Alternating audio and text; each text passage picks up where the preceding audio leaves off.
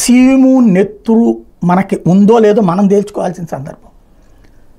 ఏదైతే ఉత్తరప్రదేశ్లో సంభాల్ అనేటటువంటి చోటన ఒక మసీదు కాదు, అది ఒక ఆలయం అంటూ స్థానికంగా కొన్ని సాక్ష్యాలతో కోర్టుకు వెళ్తే కోర్టు ఆ సాక్ష్యాలు ప్రాథమికమైన సాక్ష్యాలు కరెక్టేనని నిర్ధారిస్తూ, కానీ ఫైనల్గా ఏది నిజమో తేల్చమని తను జడ్జిమెంట్ ఇవ్వకుండా పురావస్తు శాఖకి ఆదేశించింది.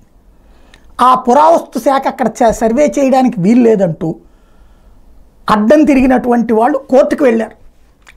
కోర్టు నిరాకరించింది, సర్వే చేయనియండి అంది. కోర్టు ఆదేశాలతో సర్వే చేయడానికి వస్తే రాళ్ళేసి కొట్టారు. చివరికి కాల్పులు జరిగినాయి. గుర్తు తెలియని వెపన్స్తో ప్రాణాలు కోల్పోయారు నలుగురు.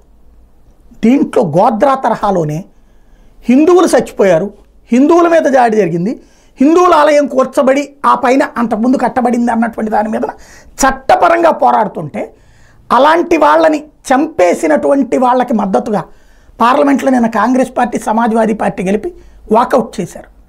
హిందువులకు వ్యతిరేకంగా ఎవరైతే చంపిన వాళ్ళకి అనుకూలంగా, ఆ మసీద్ తరపున ఉన్నటువంటి వాళ్ళకి అనుకూలంగా, అది మత ఘర్షణలు సృష్టించడానికి ప్రయత్నం అట. ఎవరు మత ఘర్షణలు సృష్టిస్తున్నారు?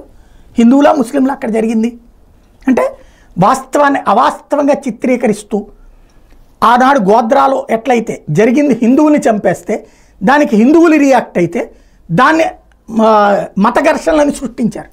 ఇక్కడ పోనీ కనీసం హిందువులు తిరగబడింది కూడా లేదు.